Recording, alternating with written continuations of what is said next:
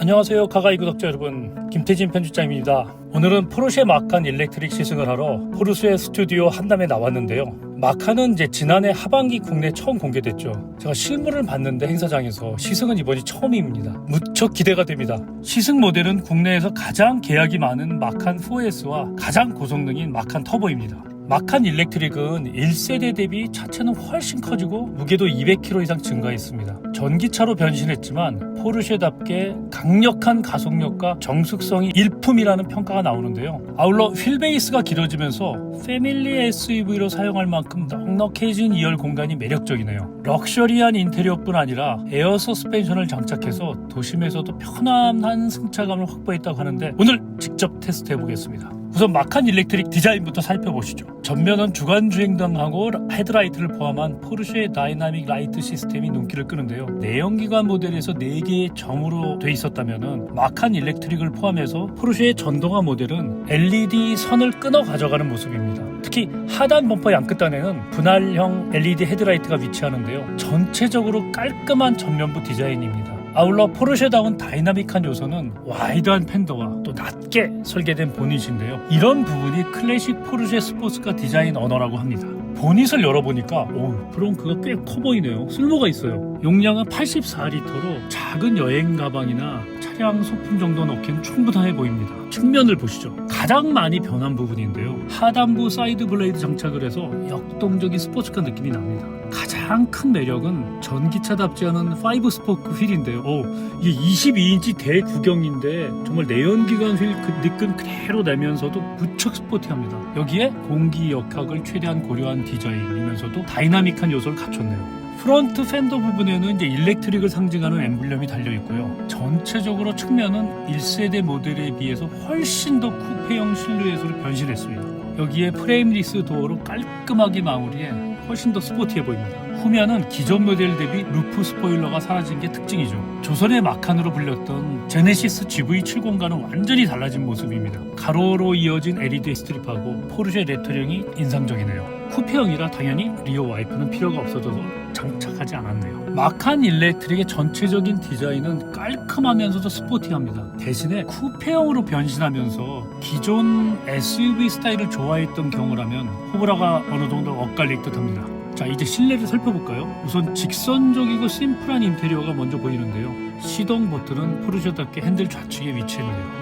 이거 그립감이 좋은 멀티펑션 스포츠 스티어링 탐나는데요. 원형 그대로 포르쉐 스타일입니다. 요즘 일반적인 디코과는 거리가 멀죠. 운전석에는 12.6인치 커브드 디스플레이가 위치하고 중앙에는 조금 작아 보이는 10.9인치 센터 디스플레이가 달려있네요. 1열 조수석 디스플레이에도 10.9인치를 달 수 있는데 이건 옵션입니다. 디지털 계기판인 커브드 디스플레이는 3구형 아날로그 계기판을 오마주한 건데요. 다양한 레이아웃으로 구성이 가능해서 쓰임새가 상당히 좋습니다. 수납 공간은 일반적인 SUV에 비하면 좀 부족해 보입니다. 조수석 적재함도 작고 센터 콘솔도 평범한 수준이거든요. 송풍구 디자인도 아날로그적이어서 조금 아쉬운 부분으로 저는 느껴집니다. 센터 디스플레이 하단에 위치한 공조 및 열선 통풍 시트 작동은 햅틱 반응인데요. 직관적이고 깔끔합니다. 2열 헤드룸은 솔직히 헤드룸이 어떨까 고민하고 타봤습니다. 제가 키가 178cm인데 딱 앉았더니 손바닥 하나 반 정도 들어갈 정도로 그럭저럭 괜찮습니다. 레그룸은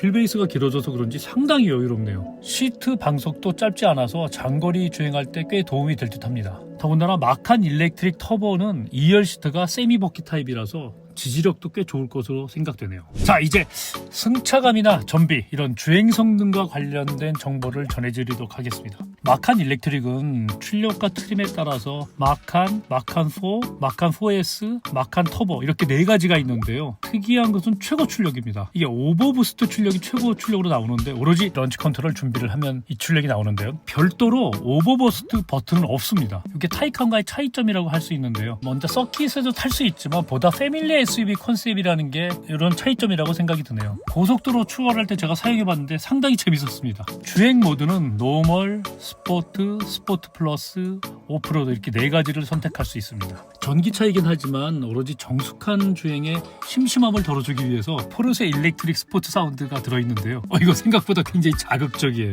급가속을 하면은 비행기 이륙하는 듯한 소리가 들립니다.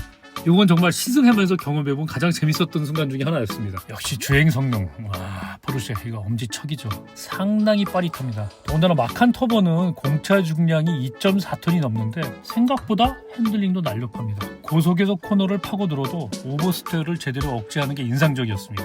MVH는 전기차답게 상당히 좋고요. 증강현실을 적용한 대형 헤드업 디스플레이는 시인성뿐 아니라 시선 이동을 최소화해서 고속에서 안전한 운전을 할 수 있게 해주는 좋은 수단이네요. 시승차 모두 그 에어 서스펜션 옵션을 달았는데요. 포르쉐 토크 벡터링 플러스까지 추가를 해서 방지턱을 넘을 때도 진동을 제대로 걸러냅니다. 기본적으로 서스펜션이 단단한데 에어 덕분에 요철 진동 흡수가 상당히 좋습니다. 그래서 2열에 탑승한 승객도 멀미가 덜할 거라고 생각이 드네요. 특이한 거는 이제 회생제동인데요. 상당히 부드럽습니다. 저도 전기차 타고 있지만 이렇게 부드러운 회생제동은 정말 타본 적이 별로 없거든요. 이 전기차 이질감 가운데 가장 큰 부분이 이제 회생제동으로 인한 조수석이나 2열 탑승자의 멀미인데요. 마카는 이제 패밀리 SUV 용도가 많아서인지 회생제동 개입이 상당히 부드럽고 보수적입니다. 그렇다고 에너지 흡수가 떨어질까요? 이번 시승에서 실제 강원도 산길을 올라가 봤는데요. 올라갈 때 역시 전비가 뚝뚝 떨어집니다. 재미난 것은 내리막길에서 거의 에너지를 회수해서 다리 전비가 상당히 좋아집니다. 실제 320km 시승을 하는 동안에 상당히 과감하게 몰아붙였는데 전비가 거의 5km kWh 정도에 육박했습니다.